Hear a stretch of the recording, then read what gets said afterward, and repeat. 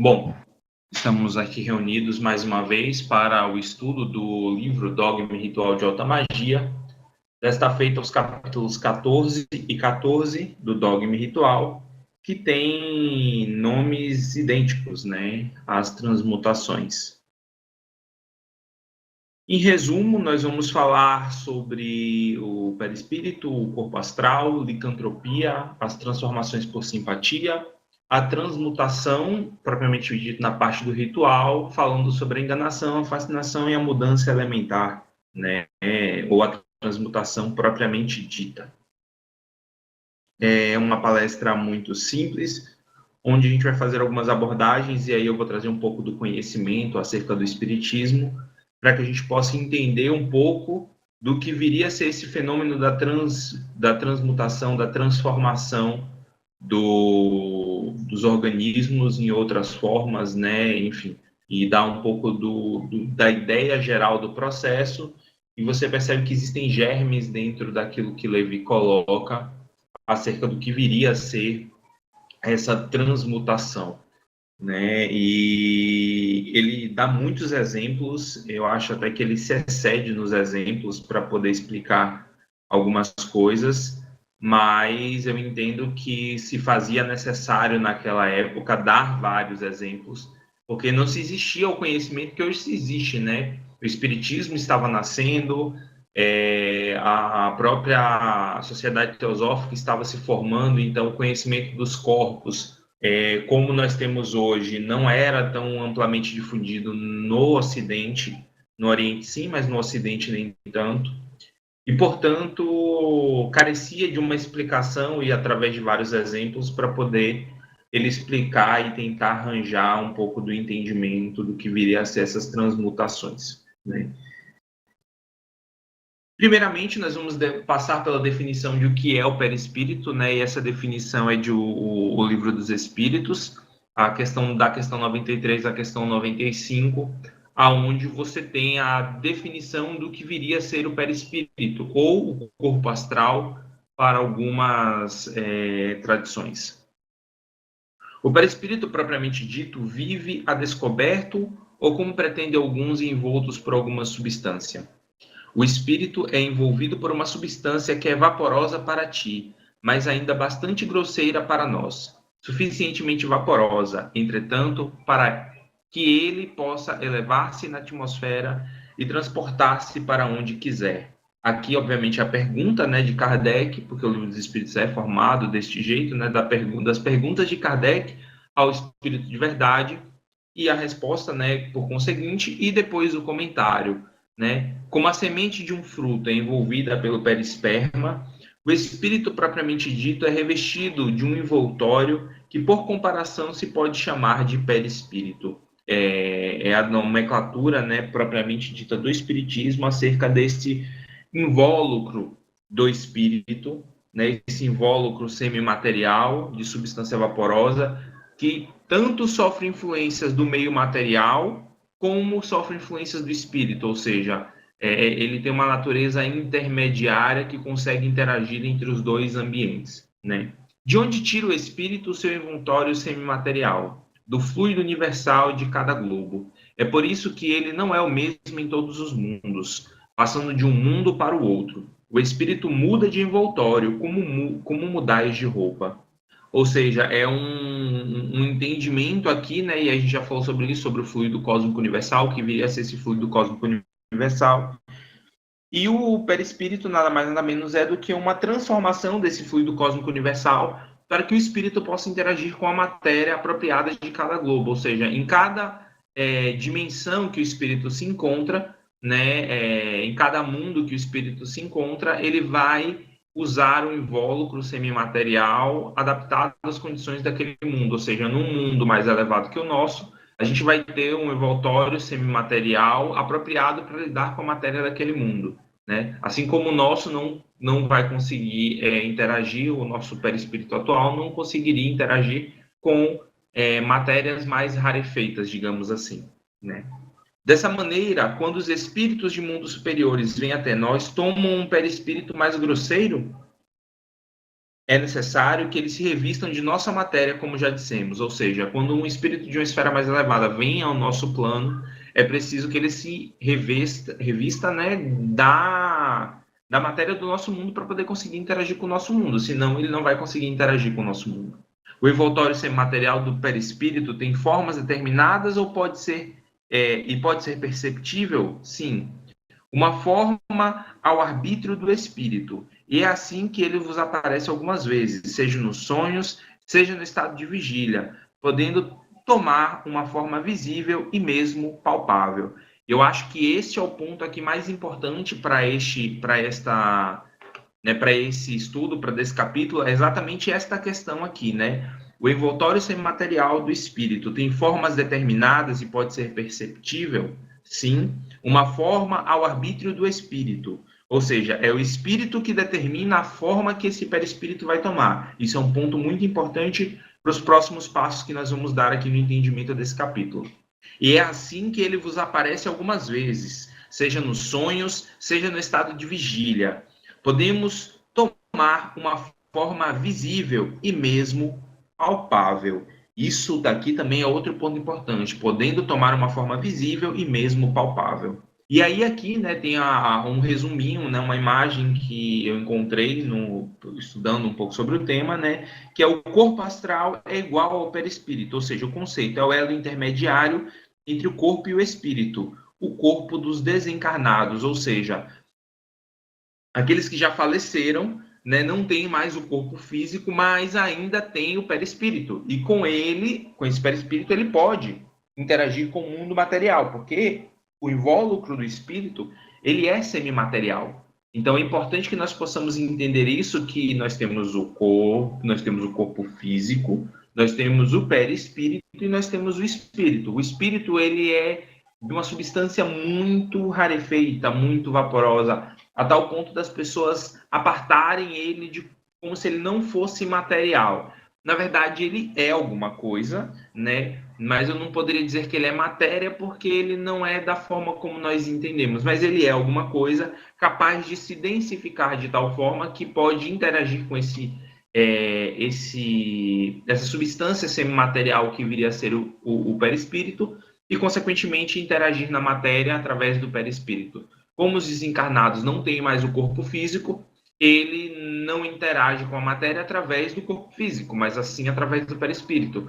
Por isso, os efeitos das aparições, né, os efeitos físicos, os efeitos mediúnicos, na verdade, é preciso que exista, para que haja interação propriamente dita com o mundo material, é preciso que o espírito desencarnado ele tenha sobre a sua disposição, na verdade, ectoplasma, ou seja, fluido animalizado, como é chamado, né? É um fluido que todos os seres humanos eles emitem, mas quando você tem um médium de efeitos físicos, ele tem este fluido de maneira mais abundante, e um espírito que tem conhecimento das leis da matéria pode se apropriar deste fluido que é emitido pelo médium e interferir no plano físico, né? Por isso que sempre tem alguém para perceber o que um fantasma faz, digamos assim, né? É impossível um fantasma interagir no mundo físico sem que haja um médium de efeitos físicos para lhe dar o combustível, digamos assim, animalizado para que haja influência no mundo físico. É importante que nós tenhamos isso em mente, porque isso vai dar subsídios para que nós possamos entender o que vem a ser essas transmutações, essas transformações de seres humanos, e que Levi nos dá vários exemplos ao longo do capítulo, né? Ele fala desde os eventos de licantropia, né, dos lobisomens, como as transmutações de Circe, por exemplo, né, na mitologia, né, quando os homens de Ulisses são transformados em porcos, como essas transformações se dariam, né, há algumas explicações que podem ser dadas, mas é muito importante que nós entendamos o que é o perispírito, o que é o corpo astral, o perispírito que é o corpo astral, né, para que nós possamos entender essa influência, né, da mente, do espírito sobre este envoltório semimaterial. Dando continuidade, a licantropia. A licantropia tem origem do vocábulo grego licantropia, composto de likos, lobo, e tropos, forma, o que significa que, de acordo com o livro Estudando a Mediunidade de Martins Peralva, é o fenômeno pelo qual espíritos pervertidos no crime atuam sobre antigos comparsas encarnados ou desencarnados, fazendo-os assumir atitudes idênticas a de certos animais. No caso da licantropia, o animal seria um lobo, e a pessoa que sofre esse processo é chamado de licantropo, que é uma palavra que tem origem no vocábulo licantropos, que significa alienado que sofre de licantropia, por extensão, lobisomem. É um caso de fascinação que é uma ilusão que é produzida pela ação do espírito sobre o pensamento do médium, fazendo-o acreditar em coisas absurdas e colocando-o em situações constrangedoras. De acordo com o artigo da Revista Cristã do Espiritismo, número 35, onde o autor aborda a questão da zoantropia, ele afirma que se trata de um caso de subjugação, que, de acordo com o Livro dos Médiuns, capítulo 23, se trata de uma constrição que paralisa a vontade daquele que sofre e o faz agir ao seu mau grado, o que não se deixe de ser parecido com a fascinação. A licantropia pode ser agressiva ou deformante. No primeiro caso, a licantropia se expressa através da violência, da alucinação e pode chegar ao crime. Já o segundo é um caso extremo, onde a pessoa imita os costumes, atitudes e posições de vários animais.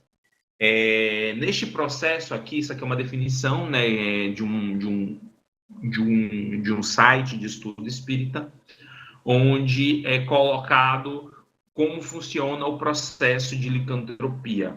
Eu coloquei isso aqui porque é muito importante que a gente entenda que muitas das vezes a licantropia ela é associada a algum tipo de influência sobre o indivíduo, né? E é engraçado porque Levi fala que nunca se viu nenhum lobisomem se transformar na frente daqueles que estão, né, ao seu redor de volta na forma humana. Ele sempre é perseguido na sua forma lupina, digamos assim, né, na sua forma animal. Ele é perseguido, ferido, enfim, e muitas vezes ele é encontrado em sua casa, ferido, né, mas em sua forma humana. Levi ele dá exemplos no caso de como se fosse um estado sonambúlico em que o espírito duplo etérico, o corpo astral, se desprende do corpo físico, né? E este corpo astral é quem sofre os efeitos dos ataques, das perseguições, os ferimentos, etc. E ao retornar ao corpo do seu, né, de origem, né, ao seu corpo físico de fato, os ferimentos do corpo semimaterial são imprimidos por elo simpático ao corpo físico, e aí você vai ver aquela pessoa extremamente ferida, muito mais por conta do que foi causado ao seu perispírito. Bem, aqui é importante a gente ter algumas ideias, né, de que o espírito dá forma, né, ao perispírito. E esse é um ponto, voltando aqui, né, que é colocado lá no final. Sim, uma forma ao arbítrio do espírito, né? É o início da resposta da pergunta número 95 de O Livro dos Espíritos sobre o perispírito. Então, como eu coloquei aqui na imagem, essa imagem eu acho ela bem sugestiva, né? Que ela é como se fosse realmente o espírito, né? Ou seja, o perispírito desta pessoa, né? Que se transforma em lobo. Não é a própria pessoa que se transforma em lobisomem, né? É o espírito, é o perispírito, desculpa, dessa pessoa que se transforma em uma forma animalizada, ou seja, é dado pelo espírito o comando, digamos assim, do desvirtuamento, da deformação do seu perispírito em uma forma animal. Então, nestes casos, por que se coloca como sendo um caso de fascinação e um caso de subjugação? Isso são nomenclaturas espíritas, né, para aqueles que estão lendo e que não conhecem muito da doutrina espírita. São nomenclaturas de graus de obsessão, ou seja, graus de influência de um espírito malfazejo sobre uma pessoa, né, sobre um espírito, seja ele encarnado ou desencarnado. Quando você tem essa influência, existem graus, e cada grau existe uma intervenção maior daquele obsessor, como é chamado, sobre o obsidiado, né? Sobre esse espírito que está sofrendo o ataque, digamos assim, deste espírito obsessor. Existem graus. Existe, né, primeiro a obsessão simples, depois existe a fascinação, depois existe a obsessão complexa, né, que já parte-se pela subjugação, e por último a possessão, que é quando o espírito obsessor ele possui de fato, né, o corpo daquele que está, o corpo ou os pensamentos, né, ou a vontade daquele que está sendo obsidiado. Esses são os graus. Né? E ele começa com um grau de fascinação, ou seja, primeiro começa com alucinações, ou seja, a intervenção de um espírito obsessor sobre uma mente mais frágil, né? Começa a produzir alucinações sobre uma mente mais frágil, mais fraca, e começa meio que um processo hipnótico, meio que um processo de ilusão.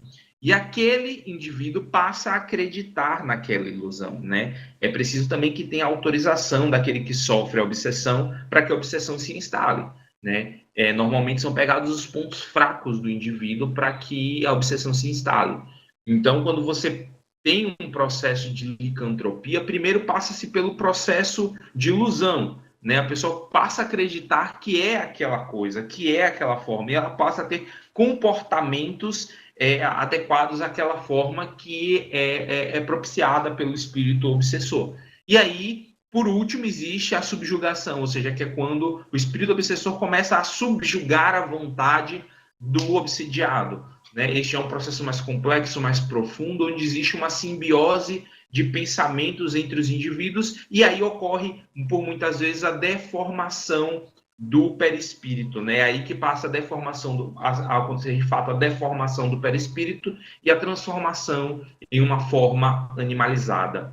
Eu citei isso na última palestra, quando eu falava sobre os espíritos ovoides, né? Ou seja, uma monoideia, uma ideia normalmente voltada para a deturpação do ser humano, uma monoideia, acaba deixando com que o espírito deforme a sua forma perispiritual e ele volte à forma de um ovo, a forma de né, embrionária, digamos assim. Então, o processo de licantropia é um processo muito parecido, através de um processo que eu diria ser hipnótico, né? O perispírito começa a se deformar e assume a forma lupina, né? E aí, os exemplos que Levi dá dos ferimentos, como é o espírito que dá forma ao corpo, através do perispírito, você começa a perceber sobre o corpo físico daquele indivíduo determinadas mudanças. E quando acontece um ferimento, né, no lobisomem, digamos assim, esse ferimento se imprime no corpo físico, porque é o perispírito que está sofrendo, e é o perispírito que dá forma ao corpo físico, né? Obviamente que os ferimentos não serão os mesmos, né? Mas você verá hematomas, você verá processos realmente complicados sendo plasmados no corpo físico por conta exatamente dessa influência que o perispírito tem sobre o corpo físico, né? Algumas coisas importantes que Levi coloca é que assim sempre tem que ter alguém assustado para ver o lobisomem, né? Ou seja, é sempre alguém que está com os sentidos superexcitados que percebem o lobisomem, né? É preciso que exista uma determinada influência, digamos assim, magnética sobre esses indivíduos para que eles percebam o lobisomem, porque senão não veríamos lobisomens o tempo inteiro. E na verdade não é isso. Existem determinadas condições que seriam a predisposição a um médium de efeitos físicos para fornecer ectoplasma suficiente para que o perispírito se materializasse, porque por ele ser algo semimaterial, ele só é visto quando existem as condições necessárias para que ele se manifeste. Então, não é algo simples de acontecer, é preciso um conjunto de fatores para que um lobisomem se torne visto, se torne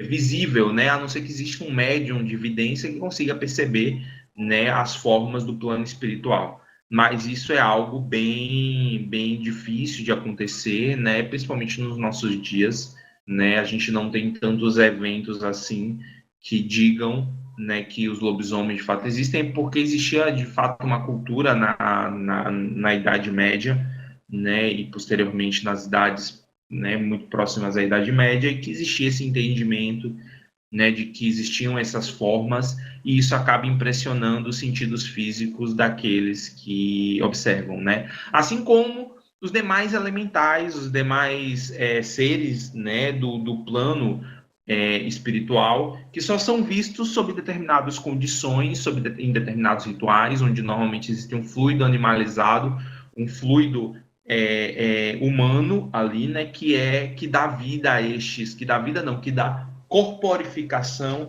a estes seres do plano espiritual e que, consequentemente, passam a ser vistos por conta disso, né? Eu acho que se esgota este tema, mas aí eu coloco aqui as transformações por simpatia, né? Que é um outro exemplo, né? Que Levi dá, né? Que são aqueles seres que se transformam, que conseguem fazer transformações pela influência que eles têm sobre ele, dá muito amor como sendo, né? A forma como essa transformação simpática acontece, como seres que têm afinidades, eles se transformam, né? E aí eu coloquei aqui um xamã usando as formas, pensamento, para poder dar forma à fumaça, porque ele tem muita afinidade com essas formas, né? E ele consegue dar forma à fumaça pelo seu pensamento, pela sua afinidade com estes espíritos animais, né? E aqui eu coloco a imagem de Circe, né? Com os seus leões e seus porcos, né? Porque é exatamente este magnetismo que ela exercia sobre os marinheiros de Ulisses, né, que permite a eles serem transformados em porcos. Né? Ou seja, é exatamente este elo simpático que existe entre os indivíduos, né, que vai permitir que as transformações, você percebe que muitas vezes as pessoas que moram na mesma casa têm o mesmo timbre de voz, né, se comportam da mesma forma. Isso tudo é feito da egrégora que é causada pelos elos simpáticos, que permite que os seres assumam determinadas posturas muito parecidas, por conta da simpatia que tem entre si. E as transformações que podem acontecer, obviamente que nós entendemos que Circe é um caso mitológico, mas a ideia é que o magnetismo exercido por Circe, né, é que permite que as transformações aconteçam. Tá? E aí nós vamos ao capítulo A Transmutação, né, que é o capítulo do ritual, onde nós temos 3 tipos de transmutações, né? De duas são enganadoras, digamos, e uma seja a magia realmente, de fato, acontecendo. A primeira delas eu chamo de truque, né, ou de enganação, que são muito próximos dos truques de mágica que nós temos, né? Na verdade, a sugestão que é dada àquele indivíduo, ele acata pela influência daquele que engana. Né? Na verdade, não é transmutação alguma, é simplesmente uma ilusão, é simplesmente uma forma de entreter o indivíduo e, portanto, ele por estar suscetível ao processo, ele acaba aderindo àquilo. Né? Por último, você tem o processo do magnetismo, da hipnose mesmo.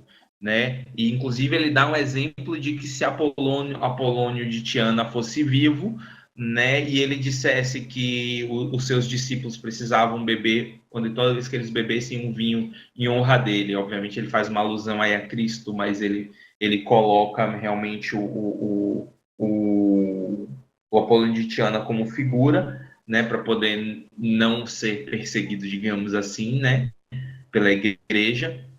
Ele colocou Apolônio de Tiana, dizendo que se ele oferecesse que seus discípulos bebessem vinho, como se aquilo fosse o sangue deles, a crença de seus discípulos, a boa-fé de seus discípulos, a predisposição dos seus discípulos, aliado ao magnetismo de Apolônio de Tiana, faria com que o indivíduo percebesse aquele vinho como sangue, não necessariamente o vinho se transformasse em sangue, né? Então, é muito uma ideia de sugestão da percepção do indivíduo sobre a matéria, né? Ou seja, aliada pelo magnetismo daquele que age sobre a matéria, não necessariamente a transmutação da matéria propriamente dita, né?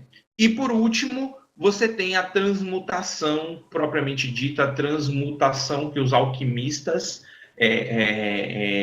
dizem, né, que é possível ser feita, né, que é a transmutação de um material em outro, né? Mas isso necessita de um determinado conhecimento das leis que regem o universo e é preciso que se tenha muito conhecimento daquilo que se faz e não é algo simples de acontecer, é preciso que se tenha realmente muito conhecimento. E aí ele dá o exemplo das bodas de Canaã, quando Jesus transforma a água em vinho, né? E ele fala sobre outros iniciados que são capazes de dar sabor à água, que são capazes de dar perfume à água, né? E isso muitas vezes acontece porque é necessário um médium de efeitos físicos que vai fornecer ectoplasma, que vai fazer a transmutação daquele objeto, daquele material, né? Por isso que eu coloco uma figura do alquímica aí, que é exatamente a ideia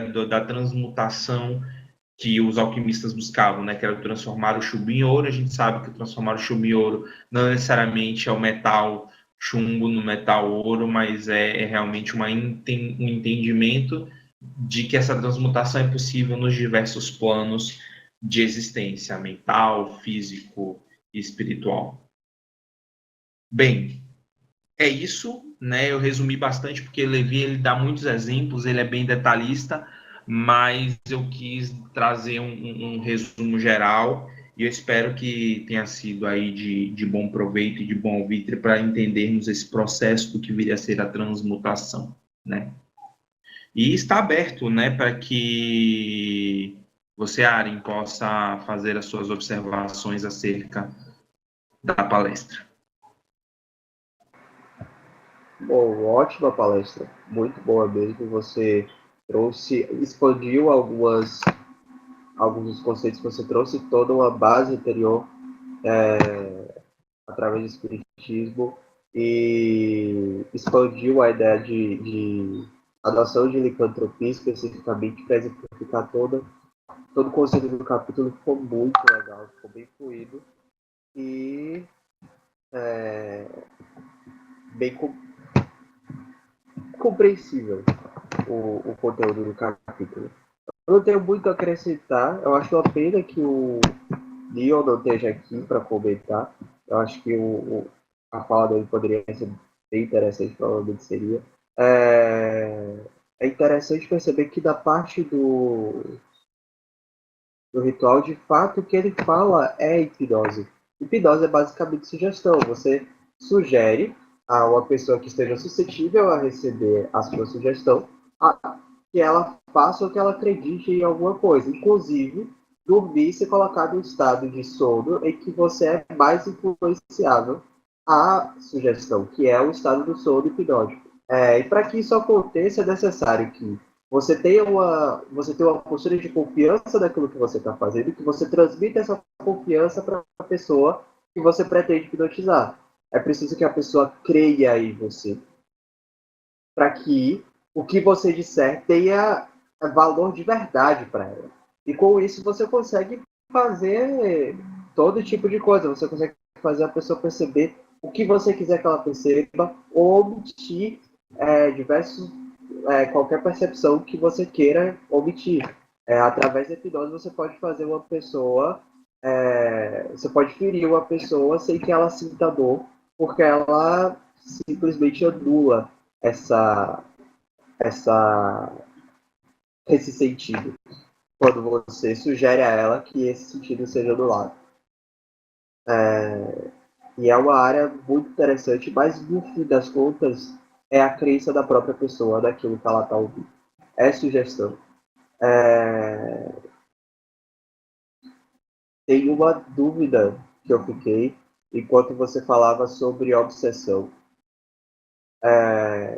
No caso da fascinação, porque você disse que começava de uma maneira simples, e que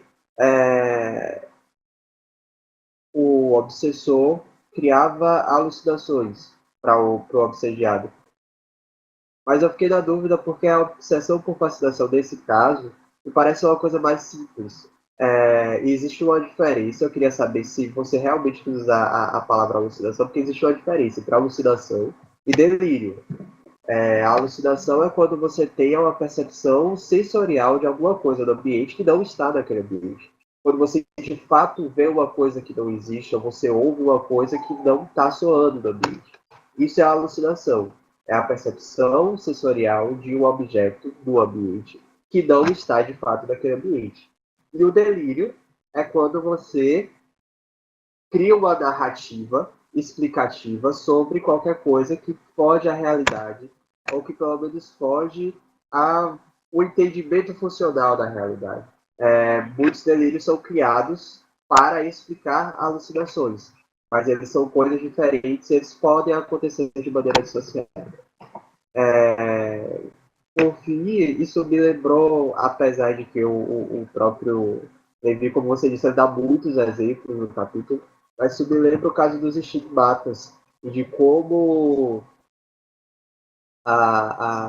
no caso de São Francisco de Assis, por exemplo, que tinha um desejo muito grande de imitar a Cristo, acaba recebendo as chagas no fim da vida. É isso que eu tenho para acrescentar. E se você pudesse esclarecer a dúvida, muito bem. Não, com certeza. Com relação à alucinação, é um dos processos da fascinação, tá? A fascinação, ela pega por superexcitar normalmente o ego daquele que está sendo alvo da obsessão, né? Primeiro existe a obsessão simples, onde o que é a obsessão simples, né? É simplesmente a sugestão que o espírito dá para o obsediado, né? O obsessor, ele simplesmente sugere determinados pensamentos. Todos nós somos alvos de obsessão simples o tempo inteiro, né? Principalmente quando um pensamento negativo passa pela nossa cabeça e que não é originário de nós, por exemplo, né? Que vem de um outro espírito, né? Ou seja, isso é uma obsessão simples. Esse é o processo da obsessão simples, onde você sofre a influência de pensamentos do obsessor.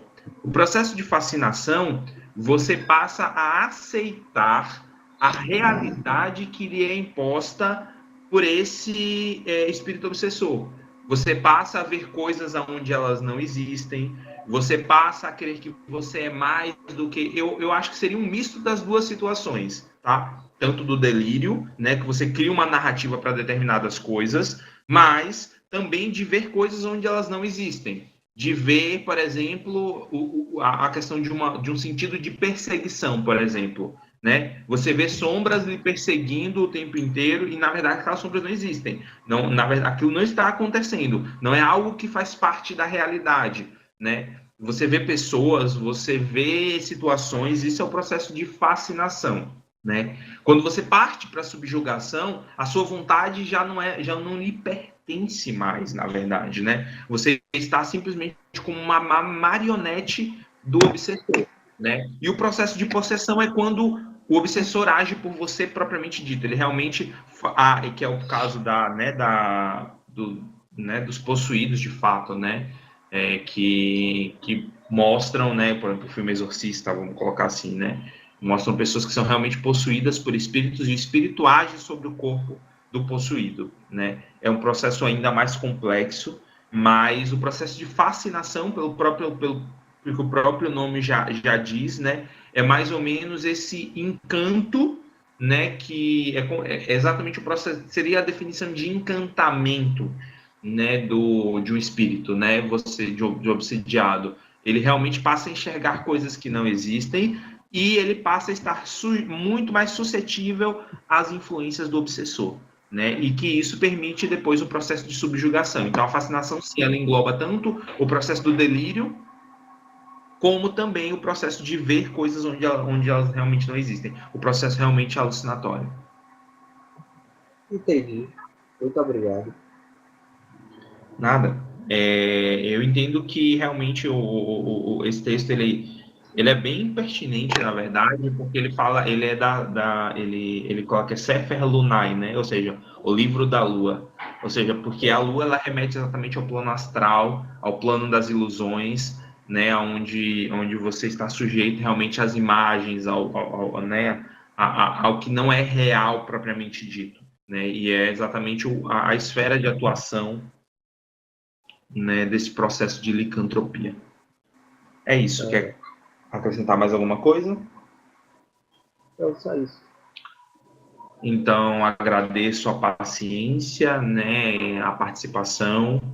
É uma pena, né, que o Nil não possa estar conosco para poder compartilhar, mas espero os comentários dele no tópico específico acerca desta palestra, né? Eu vou preparar o arquivo para postar e assim que estiver pronto eu coloco lá disponível no blog para que outras pessoas possam, né, estudar este material.